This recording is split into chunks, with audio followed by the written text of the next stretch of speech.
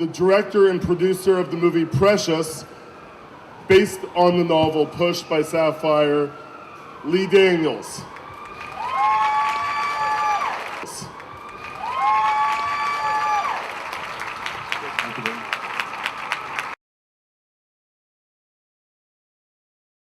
Of hope, a feeling of triumph, a feeling of that if Precious can live through this, then anybody can live through anything. Hello, Toronto. How y'all doing? Introduce her to the stage tonight. Her book is now back to #1 on the New York Times bestseller Go Push. Go Push in the house. Miss Sapphire.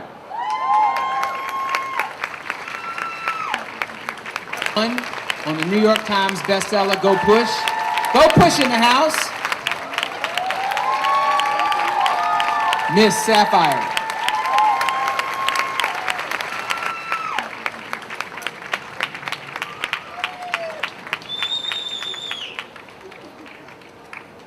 Volume and make it big so that the world can see it. I'm going to read, I'm going to start with the first chapter, and I'm going to read, I'm just going to read for a while from Push.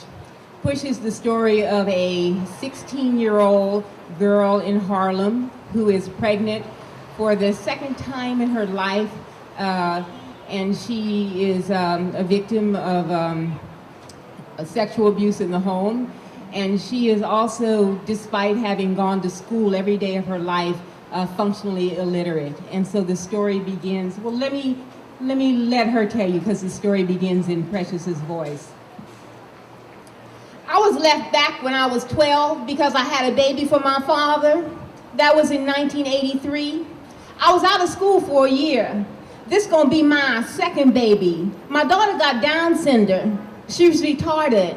I had got left back in the second grade too when I was 7 because I couldn't read and I still peed on myself. I was left back when I was 12 because I had a baby for my father. That was in 1983. I was out of school for a year. This gonna be my second baby. My daughter got Down syndrome. She was retarded. I had got left back in the second grade too when I was 7 because I couldn't read and I still peed on myself. I should be in the 11th grade getting ready to go into the 12th grade so I can go on and graduate, but I'm not.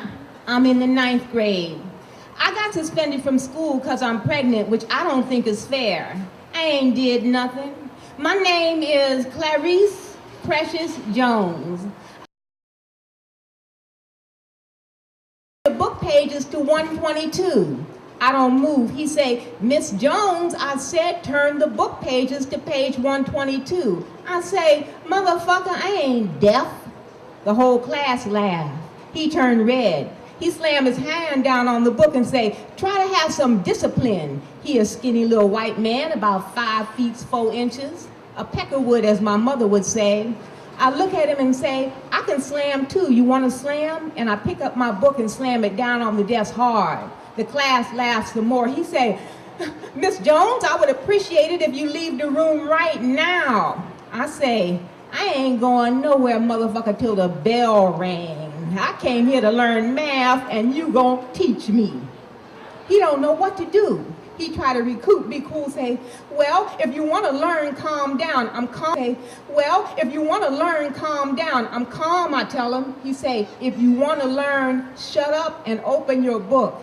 His face is red. He is shaking. I back off. I have won, I guess. Shit. What's with this cunt bucket? That's what my mother called women she don't like, cunt buckets. I kind of get it, and I kind of don't get it. But I like the way it sounds, so she trying to talk all gentle and shit. Clarice, I'm talking to you. I still don't say nothing. This hoe is keeping me from math class. I like math class. Mr. Witcher like me in there too. Need me to keep those rowdy niggas in line. He nice, wear a dope suit every day. He do not come to school looking like some of these other nasty ass teachers like Miss Lichtenstein. I don't don't want to miss no more math class, I tell stupid ass Miss Lichtenstein. Now she look at me like I said I want to suck a dog's dick or some shit. What's with this cunt bucket? That's what my mother called women she don't like, cunt buckets. I kind of get it and I kind of don't get it. But I like the way it sounds, so I say it too. I get up to go. Miss Lichtenstein asked me, please sit down. She not through with me yet, but I'm through with her. That's what she don't get. God, no man was never nice to me like that before. I asked at the hospital behind him, where that guy help me? They say, hush girl, you just had a baby. But I can't hush because they keep asking me questions. My name, Clarice Precious Jones. Birth date, November 4, 1970. Where? Here, I say, right here in Harlem Hospital. 1970, the nurse say, confused, quiet. Then she say, how old are you? I say, 12. I was heavy at 12 too. Nobody get I'm 12 unless I tell them I'm tall. I just know I'm over 200 because the needle on the scale in the bathroom stopped there. It can't go no further. Last time they want to weigh me at school, I said, no, why for? I know I'm fat, so what? Next topic for the day. But this not school nurse now. This Harlem hospital where I was born did, where me and my baby got took it after it was born on the kitchen floor at 444 Lenox Avenue. This nurse is a slim butter-color woman. She lighter than some Spanish people, but I know she black, I can tell. It's something about being a nigga ain't color. This nurse, same as me. A lot of black people with nurse cap or big car and light skin, same as me, but don't know it.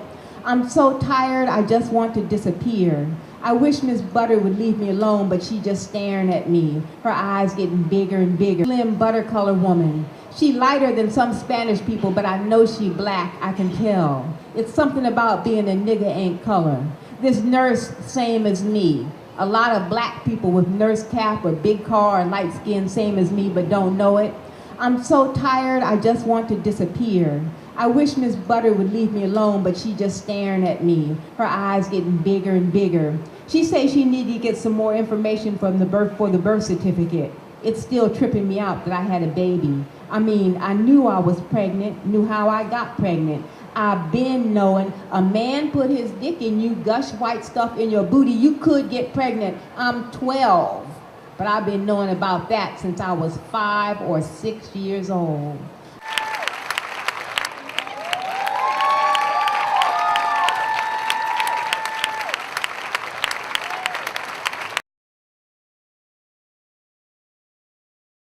I just wanted to come and see Sapphire because I read her book about 15 or 16 years ago, and I was just by chance, a friend told me that she would be here, and I thought it would be an incredible opportunity to see her in person. And I didn't know what was going to happen, whether it was going to be questions or she was going to be reading, so I just wanted to experience her in person. What did you think of the reading? Oh, it was amazing. Reading it on your own, which was so long ago, I'm gonna read it again, and then having her bring it alive is a very, very different experience. So it's amazing. I read the book Push a few years ago, so I'm seeing the movie Precious, and I just wanted to see Sapphire in person. She's very mysterious, kind of hard to find writer, so it was exciting to see her read, and she was incredible. It felt like watching the movie.